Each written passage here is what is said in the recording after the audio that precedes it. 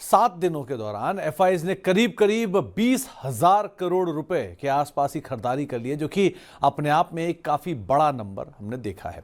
पहले बाजार की बातचीत, सेंसेक्स करीब आधा % ऊपर रहा, निफ्टी रफली आधा % के आसपास की बढ़त यहां देखने को मिली। मिड कैप इंडेक्स 1/4% ऊपर रहा, स्मॉल कैप इंडेक्स में ½ % के आसपास का उछाल रहा, आईटी इंडेक्स आधा % ऊपर रहा और निफ्टी बैंक करीब करीब 3/4% की बढ़त के साथ कामकाज करता हुआ दिखाई पड़ा। तो आज इंडेक्स वाइज देखेंगे तो हरा निशान अक्रॉस द बोर्ड आपको दिखाई पड़ेगा। आज निफ्टी के बढ़ने वाले शेयरों की अगर बात की जाए तो सबसे पहला नाम आता है हीरो मोटोकॉर्प का, 3% की तेजी यहां देखने को मिली। बजाज फिनसर्व 3% के आसपास का उछाल यहां रहा। इंडसइंड बैंक 3% ऊपर रहा और एनटीपीसी करीब करीब 2.5% के आसपास की बढ़त यहां पर भी बनते हुए दिखाई पड़ी। निफ्टी के गिरने वाले शेयरों की अगर बात की जाए तो सबसे पहला नाम आया टाटा मोटर्स का, 5.5% के आसपास का दबाव यहां से बनता हुआ दिखाई पड़ा। सन फार्मा 1.5% नीचे रहा। आयशर मोटर करीब 1% के आसपास की बिकवाली के साथ ये बंद हुआ और अपोलो हॉस्पिटल भी रफली 3/4% के आसपास की बिकवाली के साथ बंद होता हुआ दिखाई पड़ा। मिड कैप में जहां पे खरीदारी देखने को मिली उसमें बीएससी 5% ऊपर रहा, पेटीएम करीब 4% ऊपर रहा, मैक्स फाइनेंशियल रफली 3% के आसपास की खरीदारी के साथ ये बंद हुआ और एबी कैपिटल भी रफली 3% की बढ़त के साथ आज के सत्र में बंद होता हुआ दिखाई पड़ा।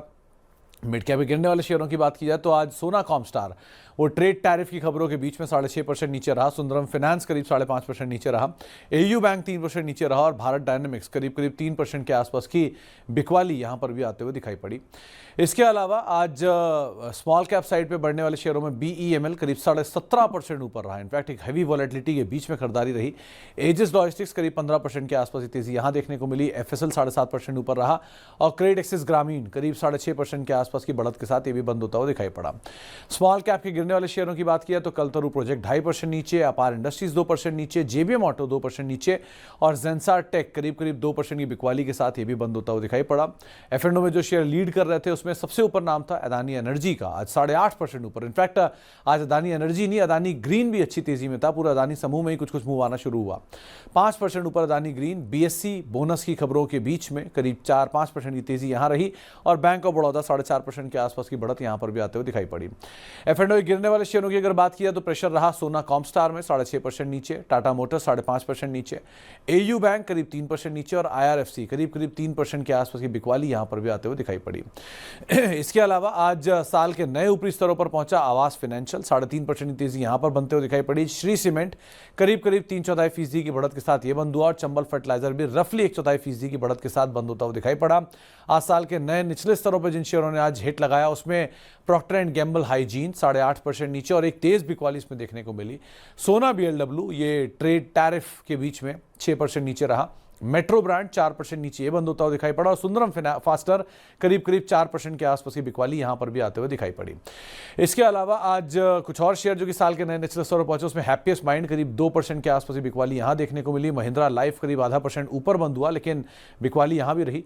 इक्विटास स्मॉल फाइनेंस बैंक 2% की बढ़त के साथ बंद हुआ और वीआईपी इंडस्ट्रीज करीब करीब 3% के आसपास की बढ़त यहां पर भी आते हुए दिखाई पड़ी। ये साल के नए निचले स्तरों पर पहुंचे।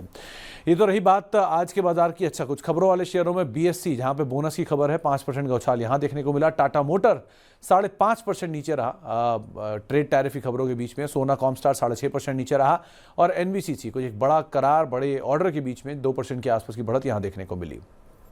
ये तो आज के बाजार की रही बात। अब कल के लिए रणनीति क्या हो? कल हफ्ते का आखिरी कारोबारी सत्र है तो आशीष भैयती मान रहे हैं कि आप निफ्टी में खरीदारी करके ही चलेंगे। 23,850 के टारगेट्स के लिए खरीदारी करेंगे। 23,500 का एक स्टॉप लॉस यहां पर मेंटेन करके चलने की राय आपको दी जा रही है।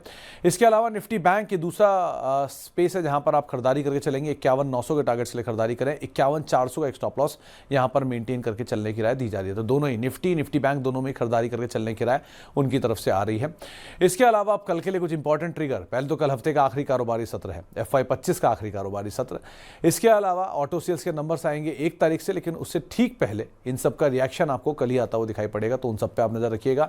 सीमेंट डिस्पैच के नंबर 1 तारीख को आएंगे, कोल डिस्पैच के नंबर आपको 1 तारीख को आएंगे, तो उस सब के नंबर्स का इंपैक्ट आपको कल दिखाई पड़ेगा।